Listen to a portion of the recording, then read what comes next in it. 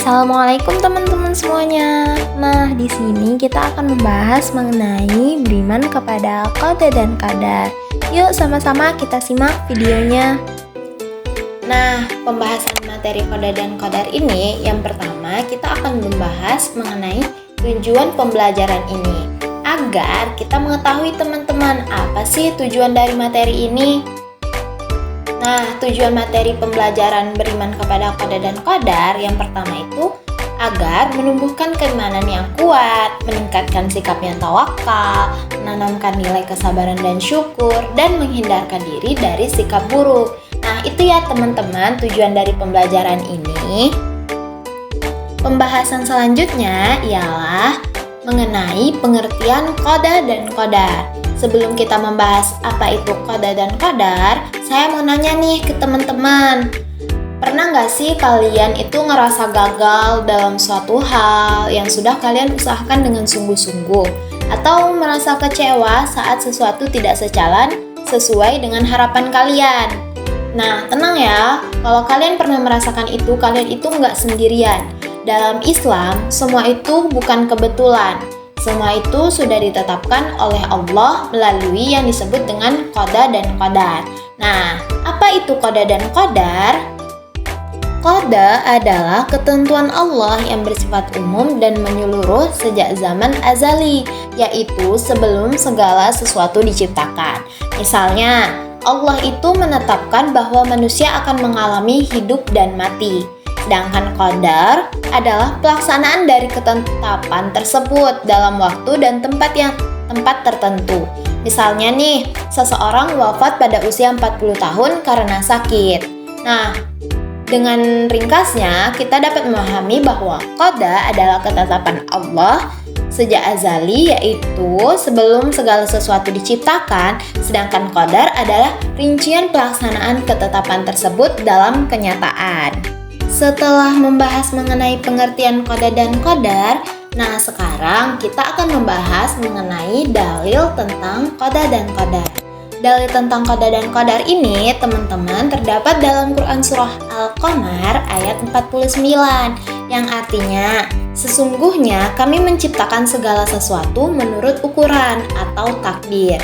Nah, dalil yang kedua itu terdapat dalam hadis riwayat Muslim, yaitu engkau beriman kepada Allah, para malaikatnya, kitab-kitabnya, rasul-rasulnya, hari kiamat, dan engkau beriman kepada takdir baik maupun takdir yang buruk.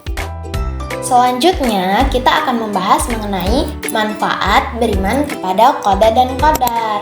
Nah, yang pertama teman-teman, manfaat dari beriman kepada qada dan qadar ini ialah menenangkan hati kita karena sadar bahwa segala sesuatu telah diatur oleh Allah Subhanahu wa Ta'ala. Nah, yang kedua, menghindarkan kita dari sikap sombong dan putus asa karena sesungguhnya sukses atau gagal adalah bagian dari ketentuan Allah. Yang ketiga itu mendorong kita untuk berusaha dan tawakal. Kita diperintahkan untuk berusaha, tetapi tetap menyerahkan hasil kepada Allah Subhanahu wa Ta'ala. Nah, yang keempat itu melatih sabar dan syukur kita. Sabar saat menerima musibah dan bersyukur saat mendapatkan nikmat. Nah, teman-teman, setelah kita membahas mengenai beriman kepada qada dan qadar, teman-teman udah tahu belum? Ada 4 tingkatan loh mengenai beriman kepada qada dan qadar ini. Apa aja ya tingkatannya? Yuk kita bahas sama-sama. Yang pertama ada ilmu. Allah Maha mengetahui segala sesuatu sejak dahulu, baik yang telah terjadi maupun yang akan datang. Yang kedua, pencatatan. Semua takdir telah ditulis di Lauhul Mahfuz. Yang ketiga, kehendak. Segala sesuatu terjadi atas kehendak Allah, baik yang disukai ataupun tidak.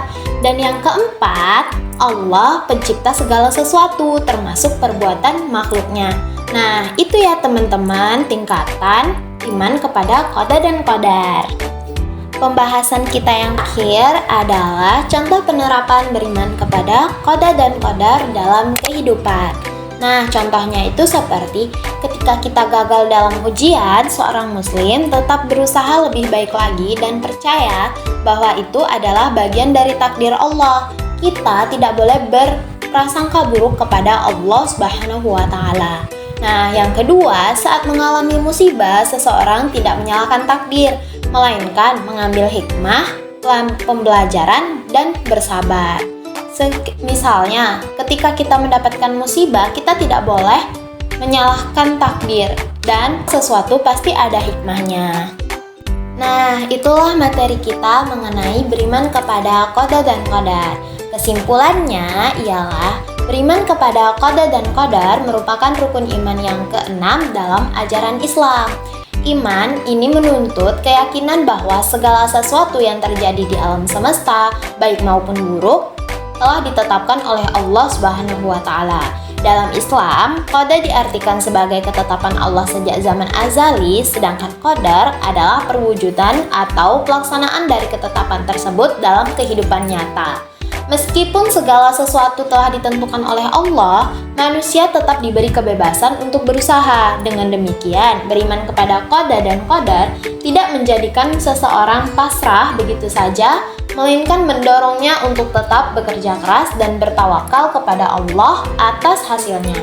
Inilah keseimbangan antara takdir dan ikhtiar dalam Islam.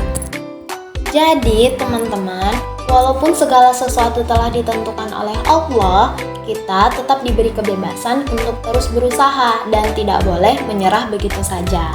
Beriman kepada qada dan qadar ini mendorong kita untuk tetap berusaha, bekerja keras, dan bertawakal kepada Allah Subhanahu wa Ta'ala. Setelah kita membahas mengenai beriman kepada qada dan qadar, saya ada pertanyaan nih buat teman-teman sebagai evaluasi. Apakah teman-teman paham mengenai materi yang kita bahas tadi? Agar teman-teman juga bisa lebih paham lagi mengenai materi yang kita bahas. Yuk, kita jawab sama-sama. Pertanyaan pertama, apa yang dimaksud dengan qada? Nah, tadi kita sudah membahaskan mengenai pengertian qada dan qadar. Nah, jadi sekarang apa yang dimaksud dengan qada? Ayo. Iya, benar. Ketetapan Allah sejak zaman azali. Jawabannya C. Nah, pertanyaan yang kedua, contoh dari qadar adalah, nah tadi setelah kita membahas mengenai pengertian tuh, ada contohnya tuh. Nah, kira-kira teman masih ingat nggak contoh dari qadar itu apa? Nah, betul sekali. Seseorang wafat karena kecelakaan pada 1 Juni 2023. Jawabannya A. Nah, soal yang terakhir nih. Keyakinan bahwa segala sesuatu sudah ditulis oleh Allah di Lauhul Mahfuz termasuk dalam tingkatan. Nah, tadi kita sudah membahaskan ada 4 tingkatan beriman kepada qada dan qadar. Nah, yang termasuk dengan segala sesuatu yang sudah ditulis oleh Lauhul Mahfuz itu termasuk yang mana ya? B. Pencatatan. Betul sekali. Baik teman-teman, itulah pembahasan materi beriman kepada qada dan qadar yang dapat saya sampaikan. Semoga bermanfaat untuk kalian semua, dan jika ada salah kata saya mohon maaf. Wabillahi taufiq wal hidayah. Wassalamualaikum warahmatullahi wabarakatuh.